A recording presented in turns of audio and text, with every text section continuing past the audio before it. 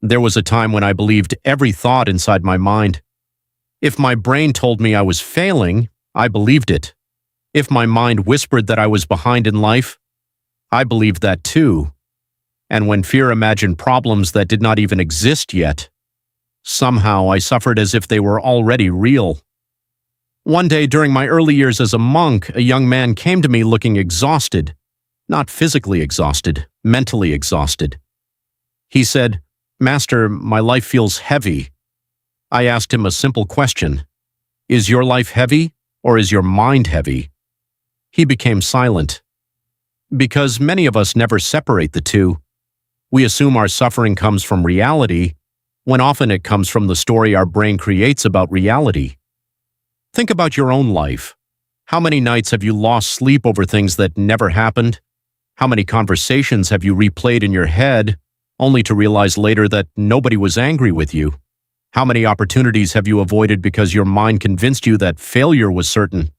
Your brain is powerful, but sometimes it is also a convincing liar. I learned this lesson unexpectedly. One evening, while walking alone through the mountains, I suddenly froze. A snake lay across my path. My heart raced, my body panicked. My mind instantly created danger, pain, disaster. But when the light shifted, I saw the truth. It was not a snake, it was only a rope. Nothing about reality changed, only my perception changed. Yet my body had already suffered.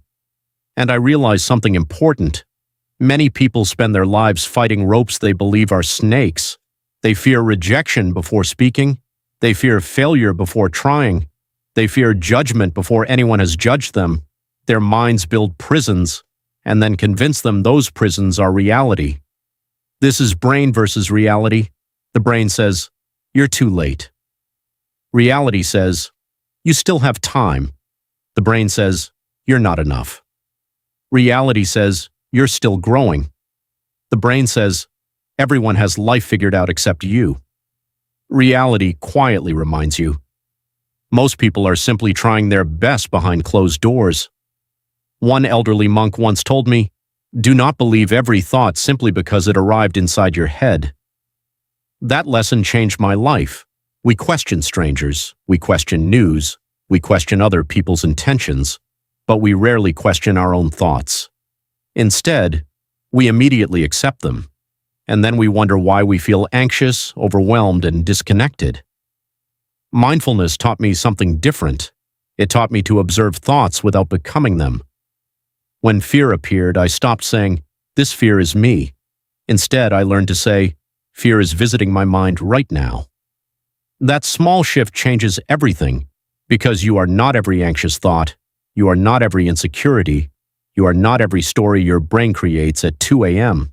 You are the observer behind those thoughts. And peace does not come from making the mind completely silent. The mind was made to think. Peace comes from learning which thoughts deserve your attention and which thoughts should be allowed to pass like clouds in the sky. So if your mind feels loud lately, remember this. Not every fear is truth. Not every doubt reflects reality.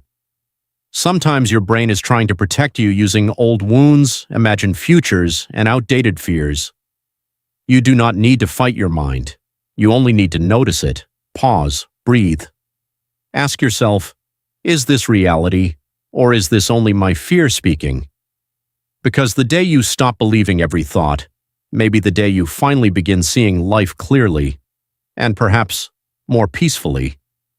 If this message spoke to you, like this video, subscribe, and share it with someone who needs this reminder. And before you go, reflect on this. How much of your suffering comes from reality, and how much comes from the stories inside your head?